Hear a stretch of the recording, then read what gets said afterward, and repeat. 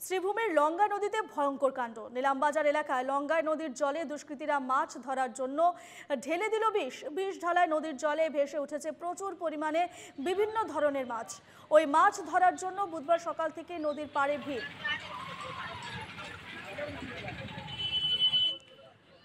শ্রীভূমি লঙ্গা নদীতে ভয়ঙ্কর কাণ্ড। নিলামবাজার এলাকায় লঙ্গায় নদীর জলে দুষ্কৃতীরা মাছ ধরার জন্য ঢেলে দিল বিষ ঢালায় নদীর জলে ভেসে উঠেছে প্রচুর পরিমাণে বিভিন্ন ধরনের মাছ। ওই মাছ ধরার জন্য বুধবার সকাল থেকে নদীর পাড়ে ভিড়।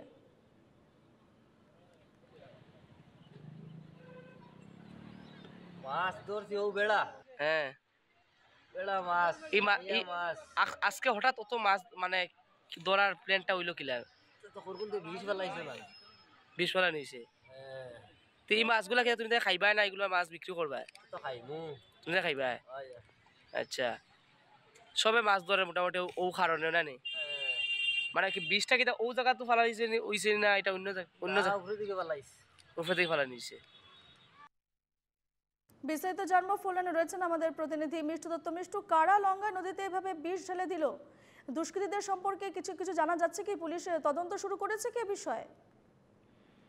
দেখো, এসব ধরনের ঘটনা যারা সংগঠিত করে সেই ঘটনা সংগঠিত করাদের যদি প্রশাসন আগে এরকম ব্যবস্থা নিত তবে হয়তো আজকের দিনে যে ঘটনা ঘটেছে লঙ্গাই নদীতে বিষ ছেড়ে দেওয়া হয়েছে তেমন ধরনের ঘটনা সংগঠিত হতো না।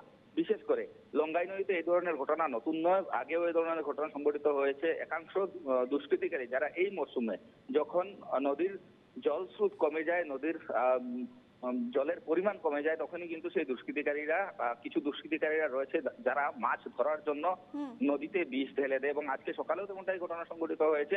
তুমি যেমনটা বলেছো যে প্রশাসন কি কোনো ধরনের ব্যবস্থা নিয়েছে, আমি প্রথমে উল্লেখ করেছি যে আগেও যেহেতু এই ধরনের ঘটনা সংঘটিত হয়েছে এবং আগেও যদি এই ধরনের ঘটনা সংঘটিত করা যারা করে বা করেছেন তাদের যদি প্রশাসন বিহিত ব্যবস্থা নিত তবে আজ এমন ধরনের ঘটনা ঘটতো না। আজকে সকালবেলা নিলামবাজার এলাকায়, শ্রীভূমি জেলার নিলামবাজার এলাকায় লঙ্গাই নদীতে যখন মাছ মরে ভেসে উঠে দেখা গিয়েছিল তখনই কিন্তু একাংশ আসলে মাছ প্রেমী লোক বলতে হবে, তারা যখনই দেখলেন খুব সহজে মাছ ধরা যাচ্ছে তখনই তারা শীত উপেক্ষা করে তারা নদীর জলে নেমে পড়লেন এবং ভেসে উঠে আসা সেই সব মাছ তারা ধরতে শুরু করলেন।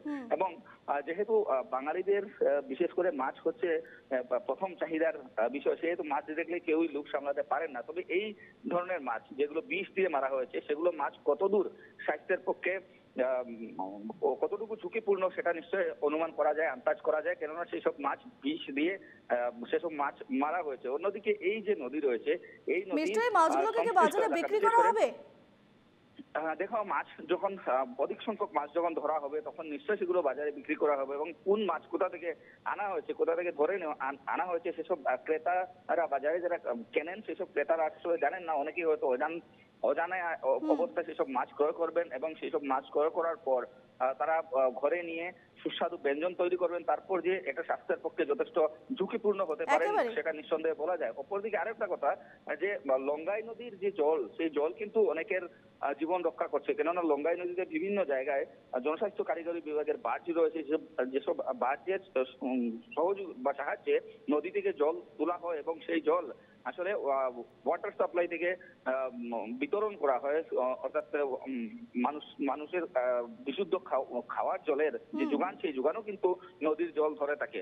তো এই বিষাক্ত জল যখনই আসলে ওয়াটার সাপ্লাইয়ের বার্জ হয়ে যখন মানুষের ঘরে যাবে, মানুষের পেটে ঢুকবে, তারপরেই কিন্তু নানা সমস্যা দেখা দিতে পারে। এক্ষেত্রে প্রশাসন কিন্তু, আমি আবারও বলছি, আগেও কোনোদিন এরকম ব্যবস্থা গ্রহণ করেনি, যার ধরুন এমন ধরনের ঘটনা যারা করেছে তারা কিন্তু কোনো ধরনের ভ্রুক্ষেপ না করে এভাবে নদীর জলে বিষ ঢেলে দিচ্ছে এবং মাছ ধরছে।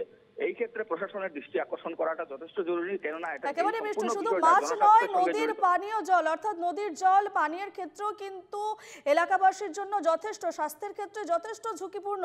ধন্যবাদ তোমাকে মিষ্টু।